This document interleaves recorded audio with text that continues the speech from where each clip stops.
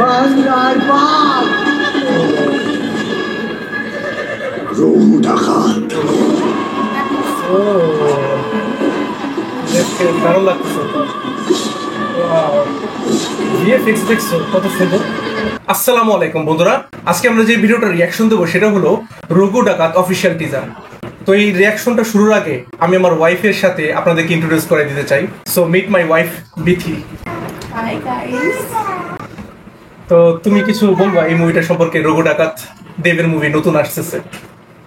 দেব আরিদিকার দ্বিতীয় মুভি। দেব আরিদিকার প্রথম মুভি ছিল খাদান, যেটা অনেক জনপ্রিয়তা লাভ করছে। হ্যাঁ, যাই হোক, এটা অনেক জনপ্রিয়তা লাভ করবে আশাবাদী আমরা। সেটাই, মানে এখানে টাইটেল লেখা হচ্ছিল দিস পূজা, তার মানে এই পূজায় বের হবে, সামনে পূজায় হচ্ছিল রঘু ডাকাত এই মুভিটা বের হবে। তো হচ্ছিল দেবের সিনেমা আমরা জানি যে বর্তমানে হচ্ছিল দেব কোন লেভেলে চলে গেছে, মানে প্রত্যেকটা মুভি সুপার হিট দেবের, তাই না? তো এখন আশা করি এই মুভিটা অনেক সুপার হিট হবে। তবে তার আগে আমরা টিজারটা দেখে আসি যে টিজারটা কেমন হয়। So let's start. লোকে নাকি বলে রঘু মাকালির বেটা। মাকালির বেটা। Who's this what? গরিবের সহায় বাংলার বাপ রঘু ডাকাত। ও দেখতে দারুণ লাগছে। ভিএফএক্স দেখছো কত সুন্দর। এভাবেই কি হবে বাংলার বিনাশ? কি বাঁচাবে আমাদের?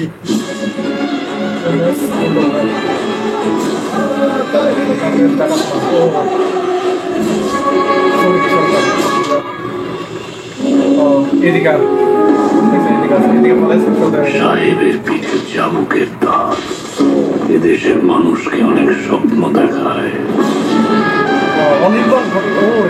গরিবের রক্ত মাখা বন্ধ কর। আজকে শুধু চাবুক পড়েছে, এরপর রঘুর থাবা পড়বে।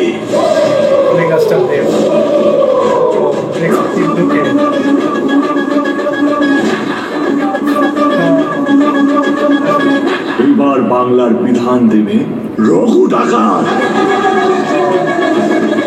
বাঙালিদের ভাষা হয় না, তাই না?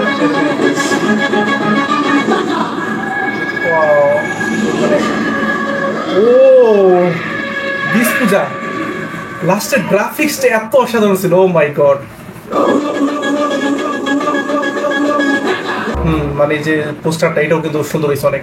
মানে কি বলবো, মানে এটা বাংলা মুভি, এটা কি চিন্তা করা যায় যে ভারতীয় বাংলা মুভি, মানে বাংলা মুভি কোন জায়গায় চলে গেছে বুঝতে পারতেছো? যে মানে গ্রাফিক্সটা এত অসাধারণ, মানে দেখে বোঝাইতেছে না যেটা আমরা কোনো হিন্দি মুভি দেখতেছি না বাংলা মুভি দেখতেছি। আগে কিন্তু দেখা যেত যে হিন্দি মুভির মধ্যে আর বাংলা মুভির মধ্যে অনেক তফাৎ, মানে কালার গ্রেডিং এ বলি, ভিজুয়ালের দিক দিয়ে বলি, গ্রাফিক্স কোয়ালিটি বলি, কিন্তু এইখানে যে ভিজুয়ালটা দেখানো হয়েছে, সিনেমাটোগ্রাফি এত দুর্দান্ত, মানে জাস্ট বিশ্বাস করা যাইতেছে না এটা একটা বাংলা মুভি।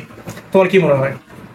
আমার কাছে তো অসাধারণ লাগছে দেবের লুক এবং আর যে অ্যাটিটিউড, সবকিছু মিলে ওয়াও এন্ড ওয়াও। হ্যাঁ, না আসলেই মানে হচ্ছিল দেবের লুক তো অসাধারণ ছিলই, মানে হচ্ছিল এখানে ডাকাতের লুকে কিন্তু অনেক সুন্দর মানাইছে দেবকে। মানে দেব কিন্তু সব থেকে বড় একটা জিনিস যে ক্যারেক্টার অনেক বেশি গুরুত্ব দিতেছে, হ্যাঁ অনেক বেশি ইম্পর্টেন্স দিতেছে, যেটা দেখে অনেক ভালো লাগতেছে। আর এন্ট্রিটা অনেক মারাত্মক ছিল। হ্যাঁ, এন্ট্রিটা দুর্দান্ত ছিল আসলেই। হ্যাঁ, আর হচ্ছিল যে আমরা ইদিকাকেও এক ঝলক দেখতে পারলাম, ইদিকাকেও কিন্তু অনেক সুন্দর লাগতেছে, মানে ওইও মনে হইতেছে যে ডাকাতের অংশ বা এরকম কিছু একটা, তাই না? হ্যাঁ, যারা যারা মেন পার্টগুলো ক্রিয়েট করবে তাদের একটু একটু এন্ট্রি দিছে। হ্যাঁ একটু একটু করে এন্ট্রি দিচ্ছে আসলে, কারণ টিজার তো, তাই না? এরাই কিন্তু একটা প্রি টিজার আসছিল, তো ওইটার রিয়াকশন কিন্তু আমি দিয়েছিলাম। তো ওইটা যদি না দেখে থাকেন তাহলে এন্ড স্ক্রিনে দেওয়া থাকবে, সেটা দেখে আসবেন। আর এখানে অনির্বাণকেও দেখতে পেলাম আমরা। অনির্বাণের যে লুকসটা সেটাও কিন্তু অসাধারণ ছিল।